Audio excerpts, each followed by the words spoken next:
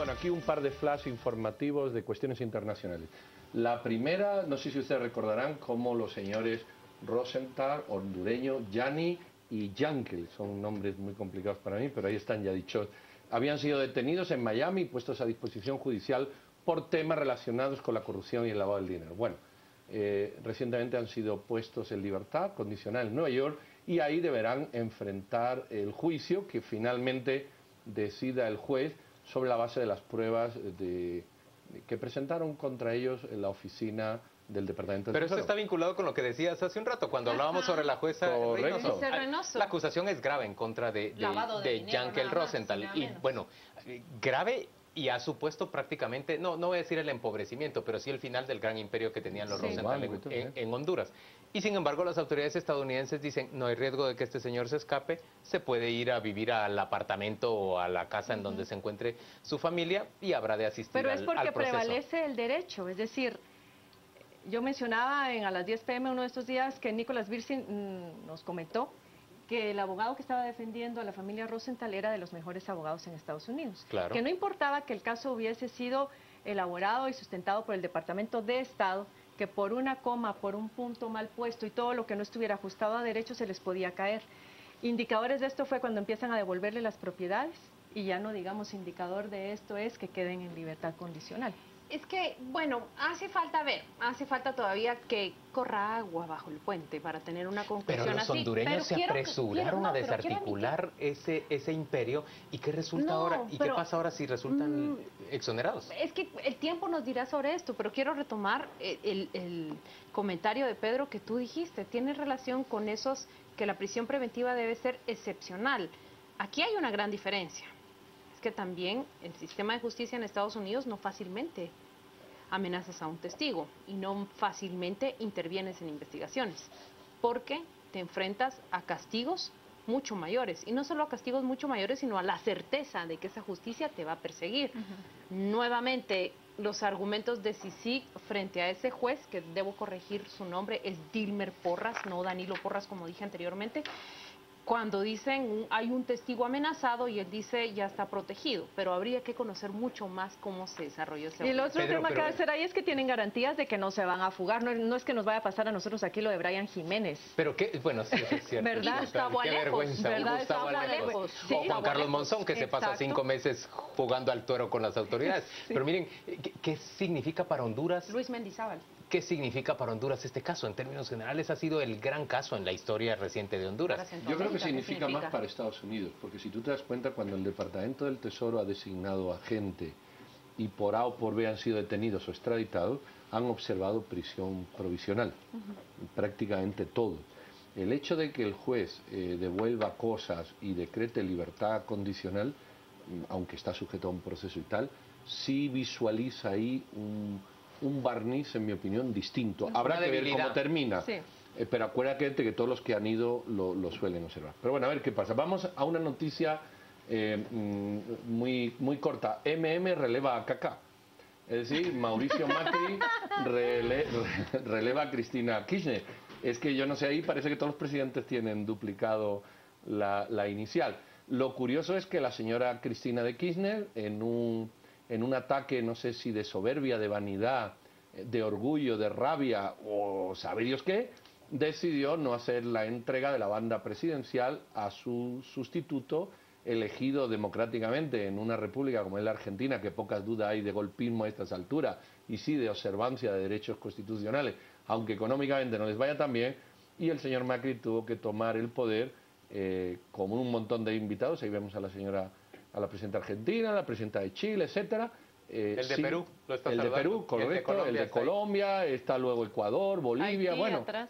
Pero su anterior presidenta, por una disputa de qué hora era, quién y dónde, pues no fue yo creo que eso es un poquito de mal gusto, hombre. Yo creo que le estás cargando las tintas a Cristina Kirchner, que a mí no me simpatiza en términos generales, pero me parece que, a ver, así como ella se comportó realmente de manera incomprensible, poco madura, para lograr acordar a Maduro no lo saques la ahora. Transición, a mí me parece que también Macri pues refleja una primera derrota en unas circunstancias, una primera derrota o una primera falla de alguien del que se espera mucha mayor capacidad política en un panorama que tampoco le es enteramente positivo. Él es el ganador, entra con mucha expectativa, pero hay un 48%, él solo obtuvo el 51% del voto, hay un 48% y un apoyo, conocemos a los peronistas, todos en términos generales sabemos cuán apasionados y tercos, puedo decir.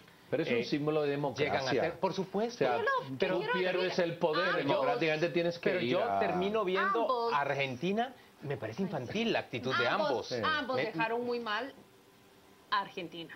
Ambos dejaron. Pero yo ambos, ¿por qué ponéis a los dos igual si la que no fue a entregar las arras pero él fue ella? Pero él fue incapaz de alcanzar un acuerdo con ella en un asunto tan sencillo como entregar fue un problema de liderazgo. Es un asunto, y era un asunto de forma. Es un asunto simbólico, creo yo, más bien, porque se estaba insistiendo en eso, en que es un país dividido, va a tener que ver cómo concilia intereses, cómo se gana a la oposición en este caso, y el no haber logrado que la señora llegara, pues yo creo que en términos simbólicos sí afecta. Esperemos que el resto de decisiones que vaya adoptando en los próximos días vaya tratando de limar esta situación. Ahora, a Cristina le habrá de doler darse cuenta que, aunque ella haya hecho el desaire, todos sus antiguos amigos de Sudamérica, el presidente Correa, el presidente menos Maduro. Morales, bueno, Maduro no puede soltar ahorita el puesto en el que se encuentra. Como se vaya, no lo dejan ya no lo dejan entrar otra vez. Pero todos los presidentes, incluso Dilma, llegan y abrazan y aplauden y arropan a Macri. Bueno, Argentina es una economía muy relevante en Sudamérica, no es la más relevante, pero por supuesto después de Brasil tiene un peso gigantesco. Sí. Me llama a mí mucho la atención lo que está ocurriendo en aquel país. Vamos a ver realmente cuánta capacidad tiene Macri para cambiar el panorama, que yo creo que tiene un margen relativamente estrecho de acción, y muchas de las medidas que les llamaban populistas de Cristina Kirchner, pero que le granjeaban mucho respaldo popular, creo que muchas de esas medidas van a suponer no va a poder desarticularlas de una manera tan rápida o expedita como hubiera querido. Va a tener que ser muy cauto. Bueno, ¿pasamos a las noticias en 60 segundos o queda alguna? O vámonos a Venezuela, ¿por qué no hablamos hablemos de Venezuela? También cortita. Venezuela, la Asamblea Legislativa, la oposición sacó mayoría absoluta, los 112 votos, esos famosos que desde el principio decían que habían obtenido, y el régimen o el sistema de conteo se lo negó, pero al final esos 112 dan para todo. Consiguió 109 la oposición, y entiendo que unos partidos indígenas consiguen los otros tres, y que van a votar junto con la Mesa de Unidad Democrática. Sí. Bueno, eso da para todo.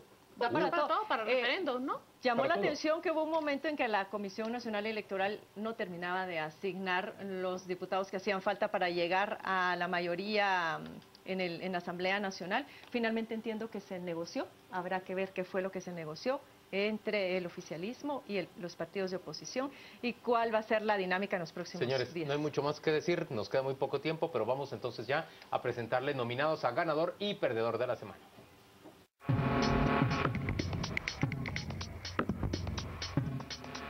Bueno, rápidamente yo pongo de ganador, o propongo al señor Pérez Molina, porque terminó amueblando su celda. Con permiso del honorable juzgador. Con permiso del juez, aunque le echarán la culpa a la ministra, pero ahí está, es del juez. A mí esto no me parece mal si es un derecho para todos, pero sí me parece mal si es un derecho o un privilegio para pocos. Y creo que ahí está la discusión. Pero bueno, él ganó, le organizaron su cuchubal ahí, y le pusieron su mesa, y aunque sea poquito, pues son las comodidades que se pueden tener en un prisión, teniendo en cuenta que no se tiene nada. A mí no me consolarían esas comodidades. No, yo sé, pero claro, él ganó por eso. Y de perdedor yo propongo al señor Barquín, Edgar Barquín, que como ustedes saben no le admitieron el recurso para sacar esa famosa llamada telefónica en la que ECO lo señala. El señor Barquín se está queriendo zafar de las acusaciones que hay contra él y del proceso pendiente, y bueno, ha pasado de ser un insigne vicepresidente de un partido frustrado a un perseguido por la justicia que quiere evitar a toda costa las pruebas que hay en su contra. Bien, yo propongo como ganadoras de la semana a la jueza Gisela Reynoso y a Daniela Beltranena. Ya hablamos sobre estos casos durante el análisis de la semana. En el caso de la jueza Gisela Reynoso, pues obviamente va a pasar ya fiestas navideñas en casa y Año Nuevo. Y pues yo iba a decir que le iba a liberar a Roxana Baldetti de esa incomodidad de compartir celda, pero de todas maneras Roxana Baldetti ni siquiera ha estado en Santa Teresa, sino que ha pasado la mayor parte del tiempo hospitalizada. Y en el caso de los perdedores, yo propongo al sistema político del país que por acción u omisión tiene responsabilidad en el aumento de la pobreza. Es decir, tanto gobernantes como algunos actores estratégicos del sistema político nacional que se han conformado únicamente con las medidas paliativas, como los programas sociales que atienden a la coyuntura, pero lamentablemente seguimos esperando políticas públicas que atiendan a las causas estructurales que generan esta lamentable realidad.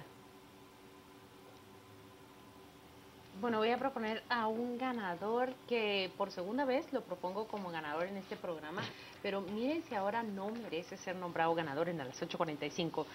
Se coloca Luis Carlos Martínez, estudiante de la Universidad de Auburn en Alabama, un guatemalteco que ha destacado en natación en el segundo lugar, solo centésimas de segundo detrás de Michael Phelps. Esto es una potencia mundial en la natación, en esas clasificatorias. Prácticamente al colocarse en ese lugar, ganó su pase a Río de Janeiro, a los Juegos Olímpicos, y marcó un nuevo récord. Un récord mínimo, debo decir, porque el segundo lugar va modificando los récords mínimos. Y como perdedor, me parece que los directivos de la FEDEFUT han quedado en evidencia cuando han rechazado proporcionar toda la información que la Contraloría General de Cuentas ha solicitado para evaluar la concesión de ciertos contratos de patrocinios locales. La Contraloría está tratando de hacer una investigación local de los negocios que ellos han dirigido y simplemente rechazaron la información. Yo iba a proponer como ganadora de la semana a Claudia Méndez Asensio, porque la juez ordenó al Ministerio Público incorporar 14 de las 21 pruebas de descargo que su defensa incluyó. Recuerdan a Claudia Méndez Asensio, la antigua comisionada o intendente de aduanas, la mujer que aparecía junto a Roxana Baldetti, peinada con un pelo así lacio, negro, muy brillante en aquella época. Ahora tiene pues una imagen distinta como la tribunales, pero yo creo que es menos ganadora ella y es más ganador esta semana Luis Carlos Martínez, el nadador guatemalteco, de quien, miren, no hay que crearse tampoco demasiadas expectativas respecto a ese excelente tiempo que logró, sobre todo porque pues Michael Phelps ya es un poder en decadencia, digamos, en términos generales en la natación internacional. Y por el otro lado, me parece que son muy distintas las eliminatorias allá una competencia en los Juegos Olímpicos. Pero tiene un enorme mérito, es un guatemalteco que está teniendo un excelente rendimiento, mucho mejor que el que han tenido otros nadadores nacionales. Guatemala no ha sido un gran generador de buenos nadadores, como sí otros países centroamericanos como Nicaragua y Costa Rica, que comparten a las Paul y aquella María de los Milagros París. Pero me parece que Luis Carlos Martínez debería ser el ganador de la semana. Y en términos de perdedor, yo me voy a sumar al perdedor del que está hablando Carmen Ortiz, y solo voy a matizarlo. Perdemos todos. Cuando nos enteramos en Guatemala de que hay más personas pobres en este momento, o póngalo usted así, para no entrar en demasiada polémica, que hemos sido incapaces como sociedad de lograr que un porcentaje importante de nuestra población venza la pobreza y se asome, no digo a la prosperidad, siquiera a unas condiciones decorosas de vida. Estamos perdiendo todos definitivamente, y yo creo que ahí sí, todos debemos estar entre los perdedores de la semana. Bueno, pues puedo unir al perdedor voy a cambiar mis votos. Yo iba a votar por el de Claudia, la FEDEFUT, pero tu argumento me convenció al final. Somos perdedores como país al no haber superado el nivel de pobreza que tenemos. Sí. Puesto así en blanco y negro, creo que es correcto, y voto por eso, que por lo menos tiene 3 votos y Carmen no se suma. Y por ganador, pero es el mío. Pues me parece de acuerdo por ganador que el nadador guatemalteco pues sea sí, apoyemos otro deporte, ¿verdad? Yo creo que los ánimos en términos deportivos han estado bastante... el dinero en uno, por lo menos ese nadador va casi desnudo y no se lleva el dinero en ningún lado. Como dice el dicho, un deportista más, un delincuente más. Gracias por acompañarnos, que tenga usted un feliz fin de semana. Piense que este es un fin de semana, este es un viernes de convivios, por favor. modérese, y si no se va a moderar, dele las llaves del carro a alguien más para que maneje, llame un taxi, pero cuídese usted y cuídenos a todos, que nosotros también vamos a andar en la calle dentro de un ratito. Feliz noche.